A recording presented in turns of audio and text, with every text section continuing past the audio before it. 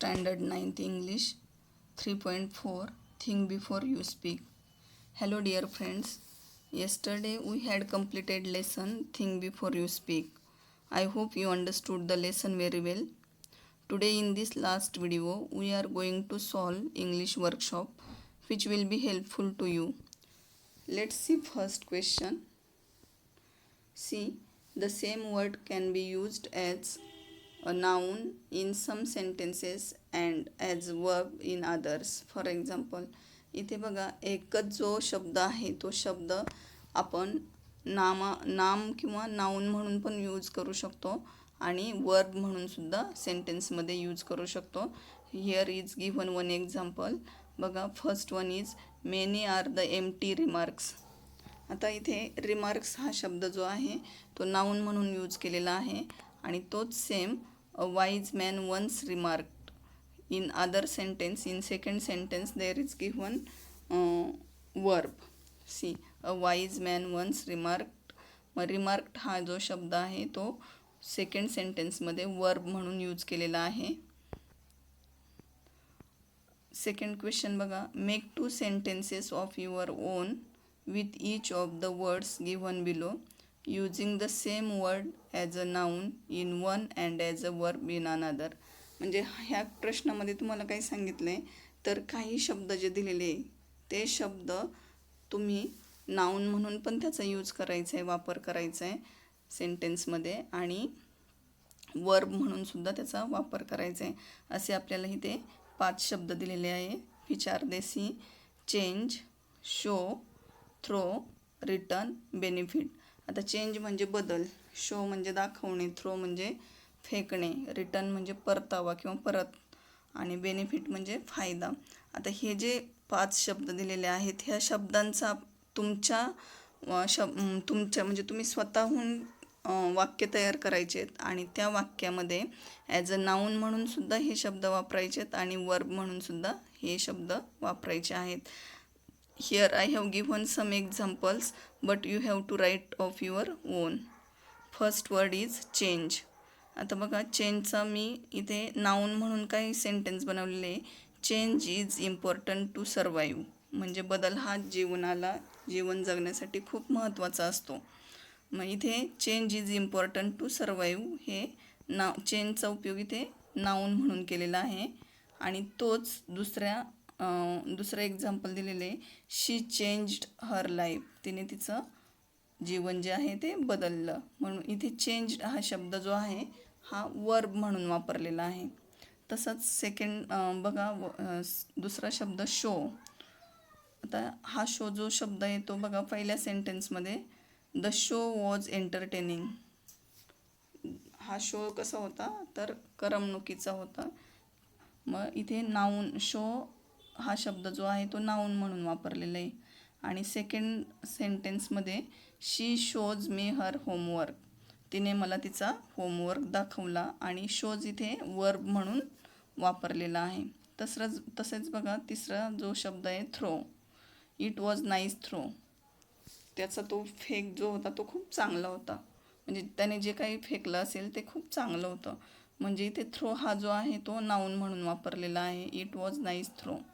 आणि दुसऱ्या सेंटेन्समध्ये हा थ्रो जो आहे तो वर्ब म्हणून वापरलेला आहे. He throws ball. त्याने तो बॉल फेकतो. ही थ्रोज बॉल, तो बॉल फेकतो. मग इथे सेकंड सेंटेन्समध्ये वर्ब म्हणून थ्रो वापरलेलं आहे आणि in first sentence it is used as a noun. Fourth word बघा, वी गॉट गुड रिटर्न. म्हणजे आपल्याला खूप चांगला परतावा मिळालेला आहे. किंवा इथे रिटर्नचा अर्थ जो आहे तो इथे रिटर्न जो शब्द आहे तो नाउन म्हणून यूज केलेला आहे. आणि in second sentence they return my notebook. त्यांनी मला माझी नोटबुक परत केली किंवा त्यांनी मला माझी नोटबुक परत दिली. म्हणजे इथे वर्ब म्हणून रिटर्नचा वापर केलेला आहे. पाचवा बघा, benefit of reading books last long. म्हणजे जर आपण पुस्तकं वाचली तर ते पुस्तकं वाचण्याचा फायदा जो आहे तो आपल्याला अगदी फॉरेवर असतो, म्हणजे कायमचा असतो. इथे बेनिफिट जो शब्द आहे तो बेनिफिट शब्द नाउन म्हणून यूज केलेला आहे. इन सेकंड सेंटेन्सची she benefited from the library, म्हणजे तिला लायब्ररीपासून खूप चांगला फायदा झालेला आहे. म्हणजे तिने जी पुस्तक वाचली असेल त्या पुस्तक वाचल्याचा जो फायदा आहे तो तिला खूप चांगला झालेला आहे. इथे बेनिफिटेडचा जो शब्द आहे तो वर्ब म्हणून वापरलेला आहे.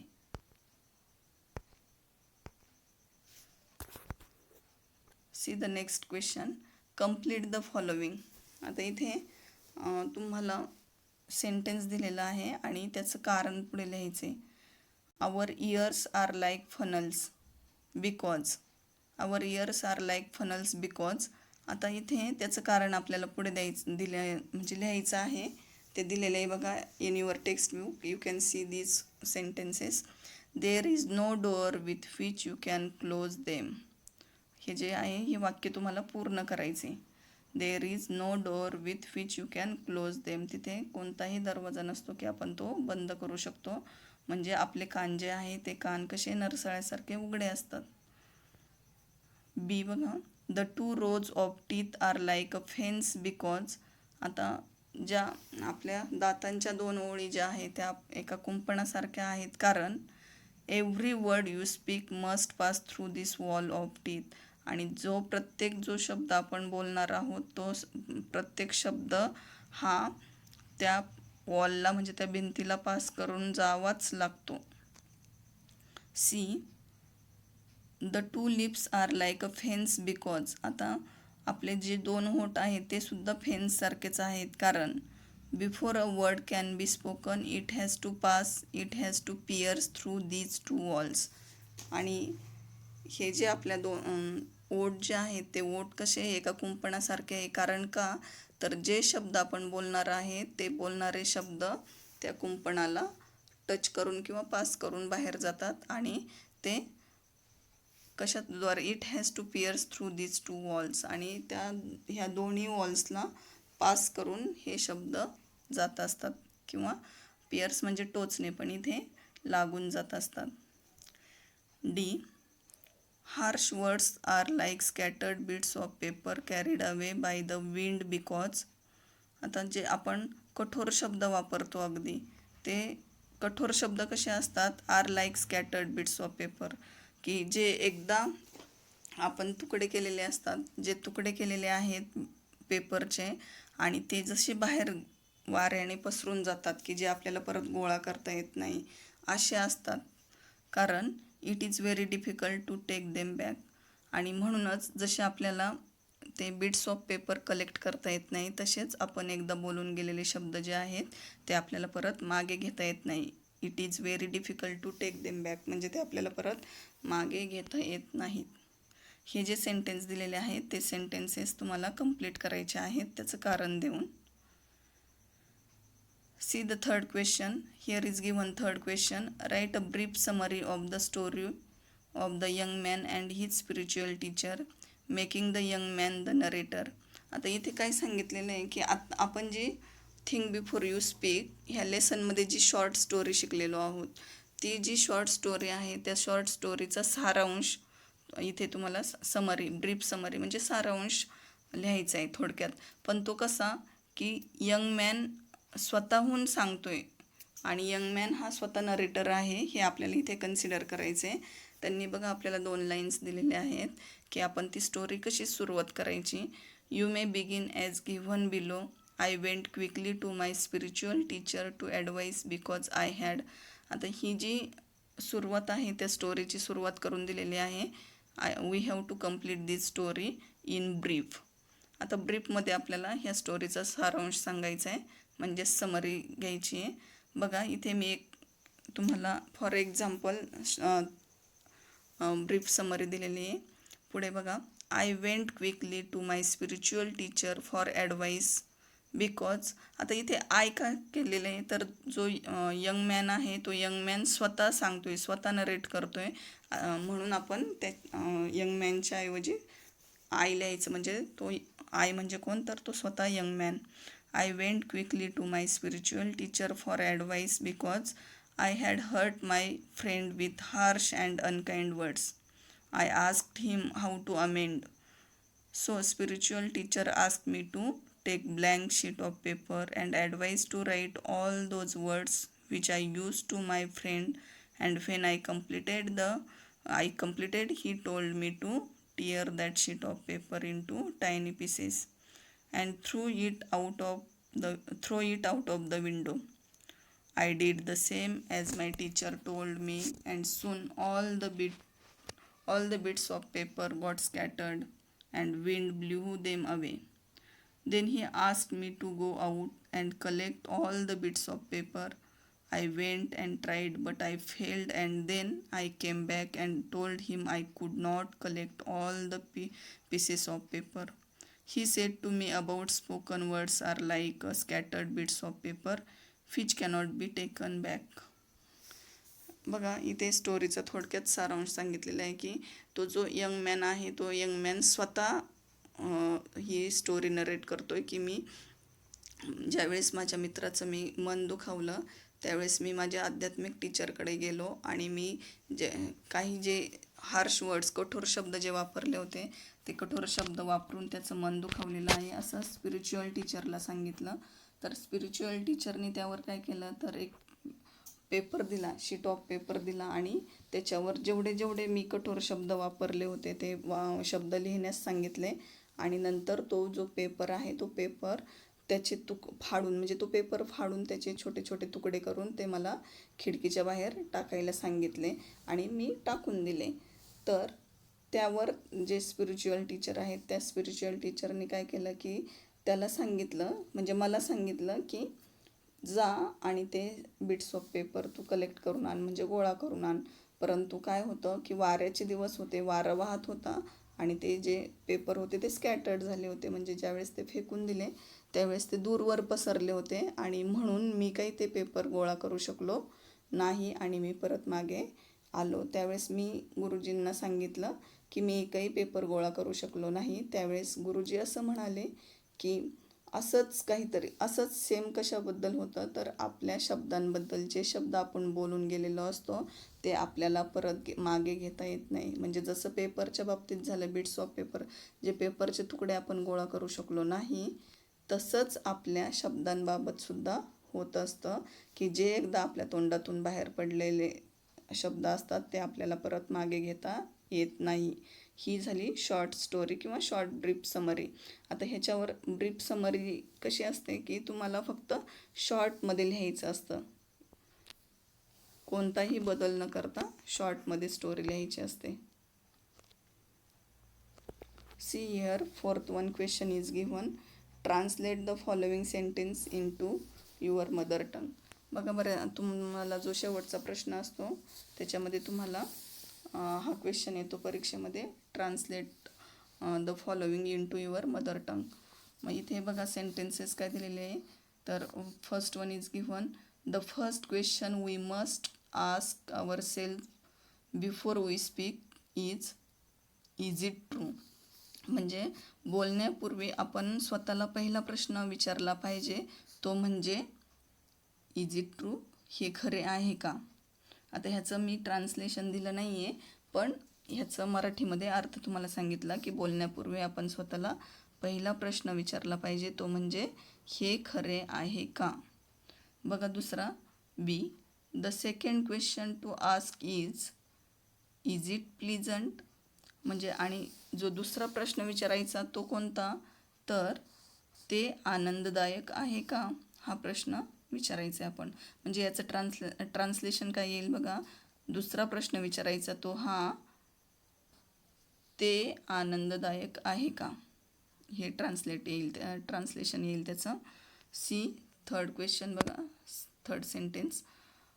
The third question according to Socrates is it useful. आता तिसरा प्रश्न जो आहे तो सॉक्रेटिसच्या म्हणण्याप्रमाणे किंवा सॉक्रेटिसच्या मताप्रमाणे, अकॉर्डिंग म्हणजे मत. The third question according to Socrates म्हणजे तिसरा प्रश्न जो आहे तो सॉक्रेटिसच्या मते कोणता बघा, इज इट युजफुल, ते उपयुक्त आहे का. हे ह्याचं झालं मराठी भाषांतर. म्हणजे हे 3 जे वाक्य दिलेले आहेत त्या वाक्याचं तुम्हाला मराठी भाषांतर करायचे. म्हणजे इथे तुम्ही मराठीमध्ये सेंटेन्स खाली त्याचा अर्थ लिहू शकता. विद्यार्थी मित्रांनो, इथे आपलं जे वर्कशॉप आहे ते वर्कशॉप आपण बऱ्यापैकी कंप्लीट करण्याचा प्रयत्न केलेला आहे. बघा पुढे 5वा प्रश्न आहे, रीड द फॉलोइंग सेंटेन्स.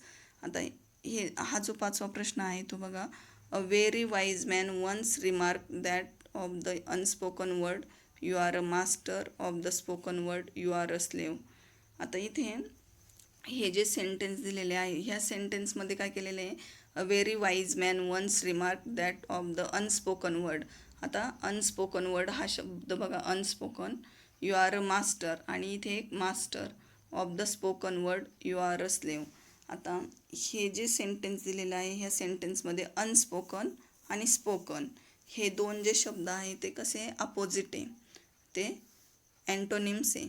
आणि त्याच्यातच मास्टर आणि स्लेव, मास्टर आणि स्लेव हे जे आहे ते सुद्धा अपोजिट वर्ड आहे. म्हणजे इकडे लक्ष द्या की ह्या सेंटेन्समध्ये दोन अपोजिट वर्डच्या जोडी वापरलेले आहे. त्याच्यामध्ये बघा, the sentence has to pairs of opposite, spoken and unspoken and master and slave. आत्ताच मी सांगितलं की त्या सेंटेन्समध्ये हे दोन अपोजिट पेअर्स वापरलेले आहेत.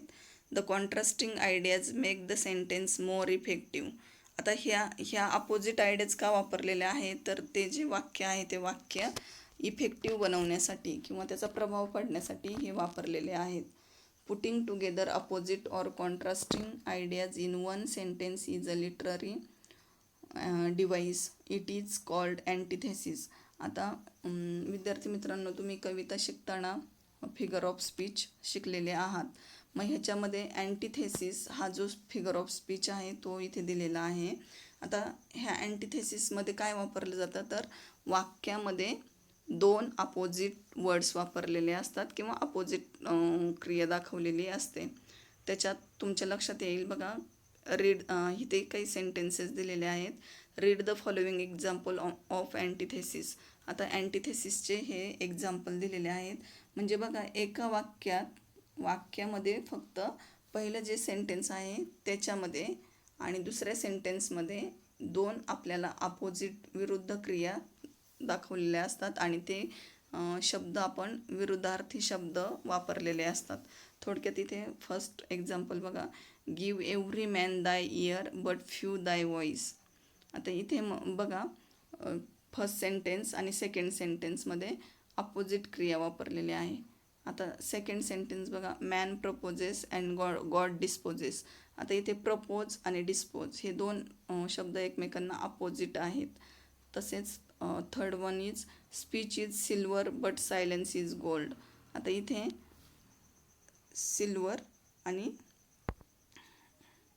सिल्वर आणि गोल्ड हे दोन अपोजिट क्रिया वापरलेल्या आहेत किंवा अपोजिट वर्ड्स वापरलेले आहेत. Speech is silver but silence is gold. इथे स्पीच आणि सायलेन्स हे दोन शब्द वापरलेले आहेत. त्याच्यानंतर लास्ट वन, पेशन्स इज बिटर but it has a sweet fruit. आता ह्या सेंटेन्समध्ये सुद्धा काय केलेले आहे, बिटर आणि स्वीट हे दोन अपोजिट वर्ड्स वापरलेले आहेत. ह्यावरून तुमच्या लक्षात येईल की अँटिथेसिस म्हणजे विरोधाभास. थोडक्यात ह्याच्यामध्ये तुमच्या लक्षात येईल की दोन अपोजिट क्रिया वापरलेल्या असतात किंवा एकाच ओळीमध्ये अपोजिट वर्ड्स आपण पाहू शकतो. इथे आपलं इंग्लिश वर्कशॉप हे कंप्लीट झालेलं आहे आणि हे सगळं जे इंग्लिश वर्कशॉप आहे ते तुम्ही तुमच्या नोटबुकमध्ये लिहून काढा.